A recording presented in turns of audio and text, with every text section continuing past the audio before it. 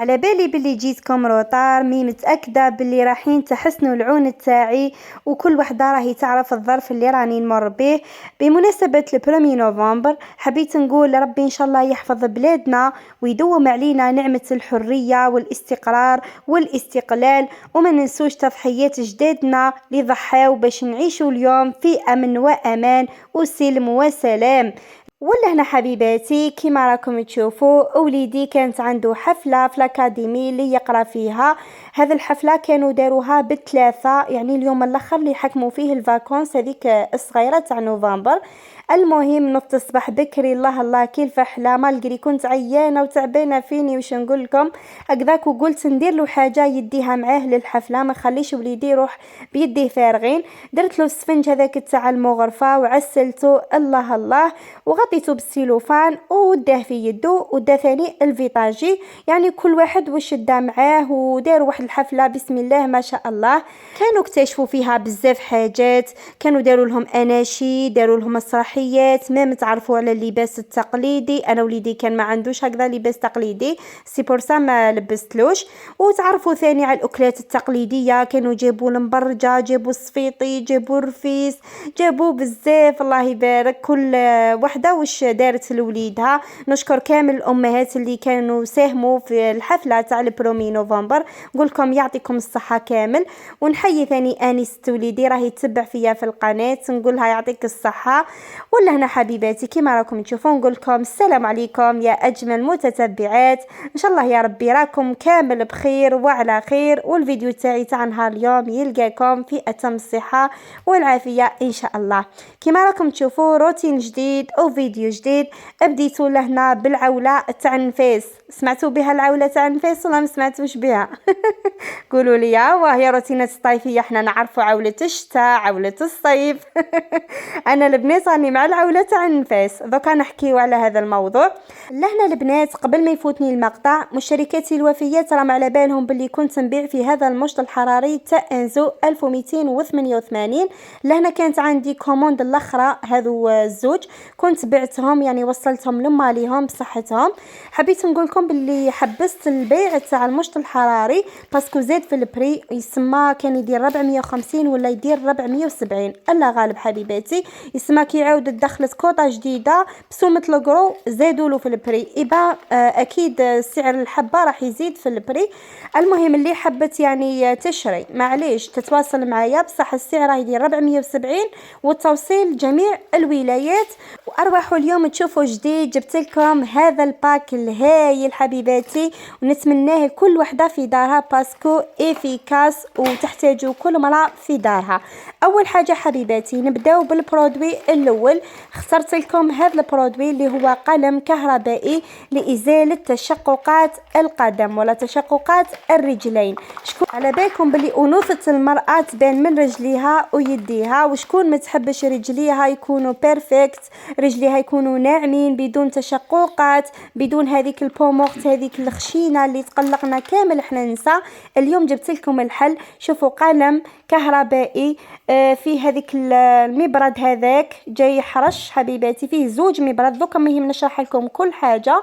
شوفوا البنات قلم كهربائي صغير مره، تقدري تخبيه في ساكك، تديه وين ما تروحي لداركم، تروحي لبيت شيخك، خبيه في ساكك، ما هو راح يثقل عليك، ما هو راح يزيد فيك، ما هو راح ينقص فيك. المهم شوفوا حبيباتي لا كولير تاعو تهبل كما راكم تشوفوا في الفيردو، يعني نفس لا كولير تاع المشط الحراري هذاك تاع انزو. لهنا راني نوري لكم فيه.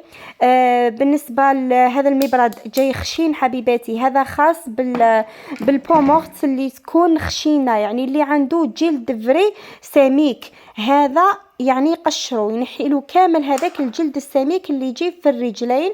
وهذا المبرد الثاني اللي جاي في الغوز هذا جاي ناعم شويه، يسمى بوخفيف. فهمتوني حبيباتي؟ كي تجي راحين تستعملوا اول حاجه تستعملوا هذاك المبرد النوار، ومن بعد تستعملوا هذا المبرد الغوز. فهمتوني؟ بالنسبه كيفاش نحيو هذا المبرد، نحيوه من بلاصتو ونبلاصيوه او ساهل، كاين واحد البوطون من الفوق هاني وريته لكم، تكليكيو عليه ومن بعد تجبدوا هذاك المبرد برك هذا مكان، وكتجيو رايحين تحطوه ثاني يتبلاصا فاسيلمون. المهم راني نوريلكم باللي فيها دو فيتيس، الصوت تاعو خفيف حبيباتي، ماهوش مزعج يعني لدرجة انه اللي قدامك راح يتقلق منك، ولا الصوت تاعو جاي خفيف.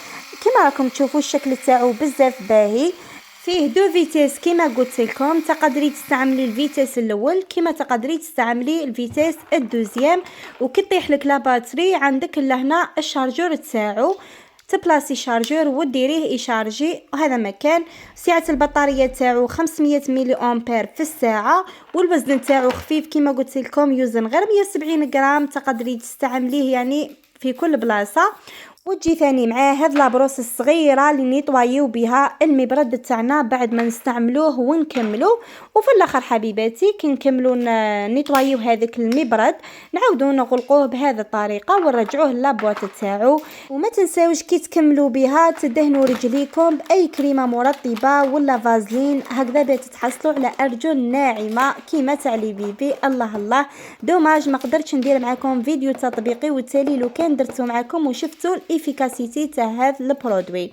روحوا دوكا البرودوي الدوزيام اللي اخترتو لكم، هذو البنات راهم يتباعوا مع بعضهما باك، دوك نقول لكم البري تاعهم. شوفوا الدوزيام برودوي اللي كنت اخترتو لكم هي لونتي بولوش. تقدروا تقولوا آلة صغيره نحيو بها الحبيبات الغير مرغوب فيها في الملابس تاعنا، كسوسوا جديده ولا قديمه. هي معروف انه الحاجه كي تقدم دير هذوك الحبيبات اللي ما نحبوهمش حنايا، مي ساعات تكون حاجه جديده تلبسيها لبسه زوج تلقيها دارت هذوك الحبيبات. كي تكون كاليتي تاع القماش ماشي مليحه، هذه الاله راح تنحي لكم هذاك المشكل تاع الحبيبات وترجع لكم ملابس تاعكم كانهم جدد. دوكا تشوفوا معايا ندير لكم فيديو تطبيقي ونوري لكم كيفاش تستعملوها وكيفاش تنحي لكم هذوك الحبيبات وترجع الحاجه كانها جديده مالغري راهي قديمه. شوفوا لهنا حبيباتي هاني وريتها لكم من الداخل، فيها هذه العفسه هذه اللي فيها لماس، هذه هي اللي تنحي هذوك الحبيبات. وفيها هذيك اللي فيها الثقوب، يعني كل ما تدخل هذوك الحبيبات يدخلوا في هذوك الثقوب كل ما هذوك لماس ينحيوهم. فهمتوني حبيباتي؟ فيها زوج يعني حتى وحده نقولوا حنايا حفات لك والله تقدري تعاودي تستعملي الدوزيام. ولا هنا فيها هذه لابواط الصغيره اللي تلم فيها كامل هذيك الخمله ولا هذوك الحبيبات اللي نحيوهم من الملابس. دوكا نوريكم طريقه الاستعمال حبيباتي. شوفوا لهنا كيفاش نشعلوها ونطفيوها، عندها اون اوف. شوفوا الصوت تاعها ثاني ماشي يعني مزعج بزاف، نورمال برك ماهوش راح يصدع لكم لسانكم. الباتري تاعها ما نقولكمش تطول بزاف، يعني تخدموا بها هكذا عفسه لازم ديروها تشارجي. عندها شارجور تاعها وعندها ثاني بروس صغيره باه تنيطوايو بها. شوفوا معايا حبيباتي لهنا كون جبت هذا الفيست تاع وليدي راهي قديمه وجايه من هذاك القماش اللي ينوض الحبه. عندكم هذا لي جوكينج يعني اغلبيتهم نلقاوهم ينوضوا الحبه. هذه قلت لكم راهي قديمه، قلت نجرب لكم فيها. شوفوا راهي دايره في الذرعين لهنا من القدام من اللور. المهم انا وريت لكم باللي راهي فيها الحب هكذا باه كي ندير لكم بالماشينه هذه تشوفوا النتيجه. راح ندير نص والنص الاخر راح نخليه هكذا باه تشوفوا الديفيرونس. فوالا حبيباتي طريقه تاعها سهله يعني تاع الاستعمال. شوفوا غير تحطوها هكذا يعني مقابله للقماش تاعكم، هاني قدمت لكم لهنا باه تشوفوا مليح، وتحكموا تمشيوها على كامل ليسباس اللي فيه هذاك الخمله وتتنحى ثم حبيباتي وتولي الحاجه انديري جديده. صدقوني يا البنات هاد لاباراي نورمالمون تكون عندكم كامل في الدار. انا شحال وانا ساخفه نشريها وقلت لازم نشريها باسكو حوايج الزوج حوايج ولادي، ميم انا ثاني عندي حوايج هكذا كيما التركاوي تاع لالين تاع الصوف كيما نقولوا حنايا، هذا لي جوكينغ تاع الاولاد الفيزوات ساعه ويعني نطيحوا في حاجه مش كاليتي ودير لنا الحبه ونتقلقوا منها. كي تلبسيها تبان كي شغل عندها سنين ومنين وهي يعني راهي جديده. سيرتو دوكا فصل الشتاء نلبسوا لي مونطو نلقاوهم يديروا هذيك الحبه. يبان هاد لاباراي هايله، اشريها وما كيش راح تندمي. وشوفوا لي لا ديفيرونس راهو باين حبيباتي. شوفوا لهنا كأنها جديدة، وشوفوا من هيك كيفاش راه مازال فيها هذاك الحاب. لهنا عندي انايا هذا التريكو والله هذا البودي تاع الصوف ثاني كان مقلقني والله، غير عدت ما نلبسوش طيشته في الخزانه وخليته على جال هذيك الخمله. ايبان دوكا جبدتو باه ندير لكم فيه التيست هكذا باه تشوفوا ثاني النتيجه. والله يا البنات غنرجع انديري هذا وين شريته من الحانوت. ايسونسيال حبيباتي، راني جبت لكم هذا الباك فيه دو زاباراي مليح فيه زوج تحتاجوهم في داركم. نتمنى كامل تكومونديو. دوكا نقول لكم البري تاعهم 370 في زوج. وين تلقاو هذا البري؟ ونخلي لكم الرقم تاع صاحبتي كي العاده اللي كنت نخدم معاها لابروس تاع انزو. كيما على بالكم راني راح ندخل شهري ومانيش قادره يعني ندي بلاصي باه ندير لكم التوصيل. ايبا صاحبتي هي راح تتكلف، عيطوا لها برك تواصلوا معاها قولوا لها برك نحوسوا نكومونديو هذاك الباك اللي قالت عليه صاحبتك، وهي راح تدي المعلومات تاعكم وراح توصل لكم الباك هذا وين ما كنتوا حبيباتي. تحبوا يعني توصيل للمكتب، تحبوا توصيل حتى لباب الدار، قولوا لها برك. وهذا مكان ونتمنى كامل تكومونديو عليا هذا الباك. والله غير عندي شحال وانا نقول واش من مشروع نديرو واش من مشروع نديرو. ايبا وليت اخترت لكم هذا المشروع حبيباتي. ان شاء الله يا ربي يعجبوكم هاد لي زاباراي. وهذه يا حبيباتي دوكا نخلي لكم رقم الهاتف اللي هنا الفوق يظهر لكم على الشاشه. قلت لكم التوصيل راهو متوفر 58 ولايه. وهاد لي زاباراي في زوج حبيباتي يعني مشروعي انا الخاص، كنت شريتهم بدراهمي وجربتهم وكي شفتهم افيكاس به قررت نديرهم كمشروع خاص. نتمنى تدعموني حبيباتي وتشريوا عليا، وكما يقولوها مول التاج ويحتاج، هذه هي والواحد شاقي ولا محتاج. المهم حبيباتي لهنا نرجعوا للروتين تاعنا. كما قلت لكم راني مع العوله تاع النفاس يا حناني يا دلالي. المهم راني مع لاصوص طوماط كان جاب لي الزوجه كاجو ولا كلايا كل واحد كيفاش يقول. ايا عشيت معاها البنات، نقيتها غسلتها قبل ومن بعد نقيتها قطعتها هكذاك براج براج ودرتها اللي درت في لاكوكوت، درت اللي درت في المرميطه. المهم ومن بعد درت لها ملح فلفل اسود والثوم، هذا واش درت لها.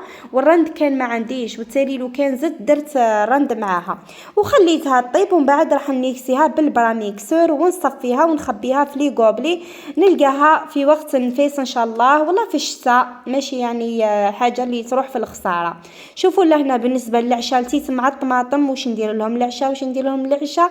وليت قلت والله غامي سلكها غير تحرحيره تاع الغريف. درت لهم الغريف كان عندي سميد مليح لهنا تاع بن حمادي، هيا قلت والله غندير به الغريف ونعشيهم ونتهنى منهم. ولاصوص طوماط خليتها للصباح ما نكذبش عليكم للصباح وباه ميكسيتها وصفيتها وخبيتها. شوفوا لهنا البنات جاني ما شاء الله. الوصفه تاع الغريف تلقاوها في قناتي، كتبوا برك غريف روتينات صيفيه تخرج لكم الوصفه، ولا ما لقيتوهاش قولوا لي نحوصل لكم على الرابط تاع الفيديو ونحط لكم ماشي مشكل. شوفوا دوكا انا نطيب الغريف تاعي ونروحوا نهضروا في الموضوع اللي قلت لكم عليه في بدايه الفيديو اللي هي عولة النفاس. عم بالي تقولوا لي واش هي عولة النفاس هذه؟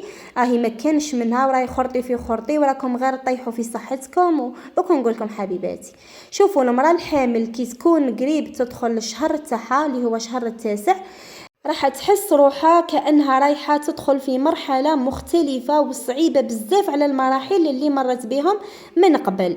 مالقري رحلة وهن على وهن راهي ماشي حاجة سهلة، راهي محطة بزاف صعيبة سيرتو من ناحية لوحم والتعب والثقل. فهمتوني حبيباتي؟ ان شاء الله ربي يقدر كامل الحوامل. قلت لكم المراه الحامل كي تقرب تدخل الشهر التاسع وتقرب الولاده تاعها راح تفكر في كل التفاصيل الصغيره، على بها تلقيها شغل عندها ستريس، تلقيها مقلقه، تلقي ذاك الهرمونات تاع الحمل هما اللي زايدين مقلقينها.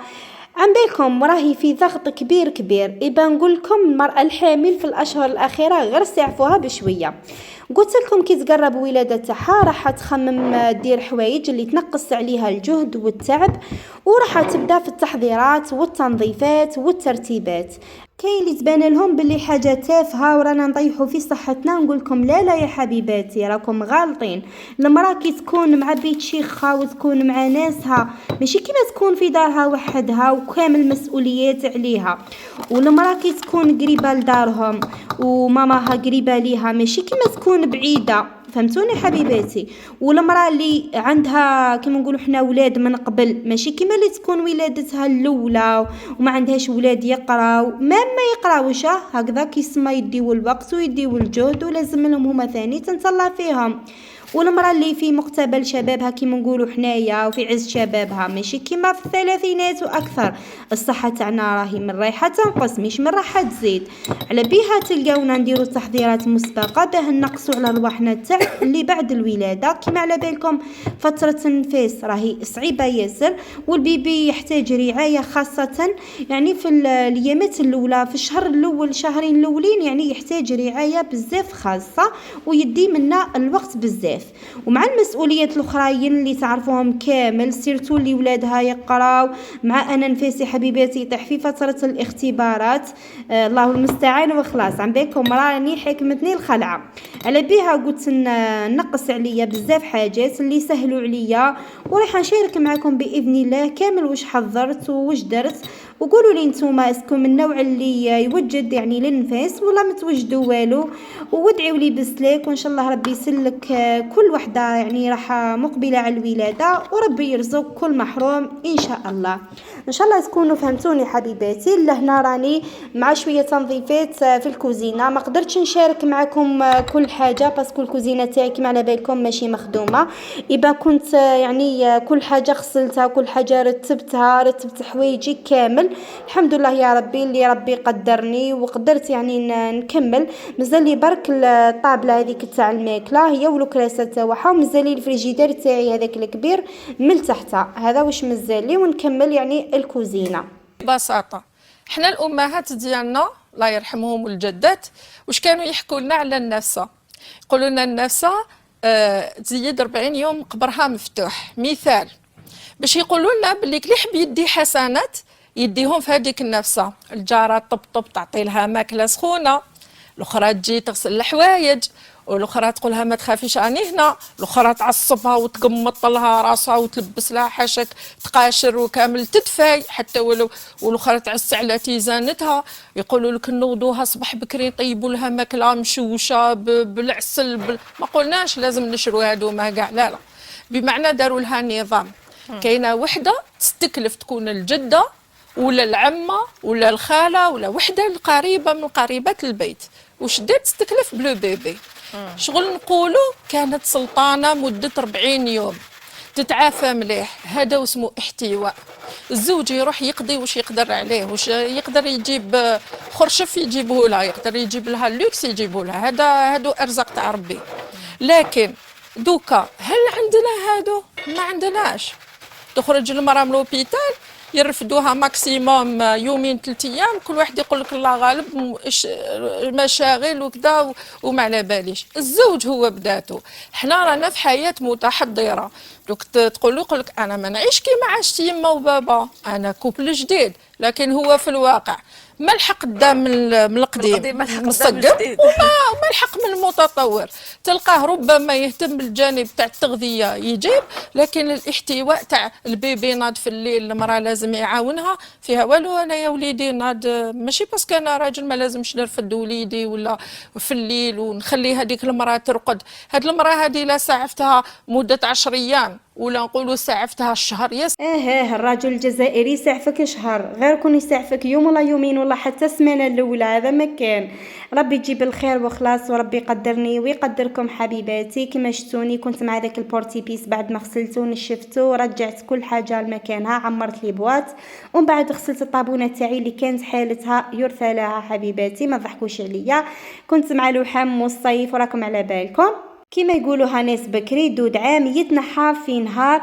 كنت درت لها فورس اكسبريس هذاك لورانج الغني عن التعريف، ورجعتها جديده حبيباتي كاني ما استعملتهاش وما قليتش فوقها مره. شوفوا لهنا اكيد بعد ما نكمل واجباتي المنزليه لازم نروح نضرب طلع على وليدي، نشوفوا كش ما عنده مشاريع، كش ما عنده واجبات، كش ما عنده حفيظه. ربي يقدرني ويقدركم. تبقوا على خير، مع السلامه.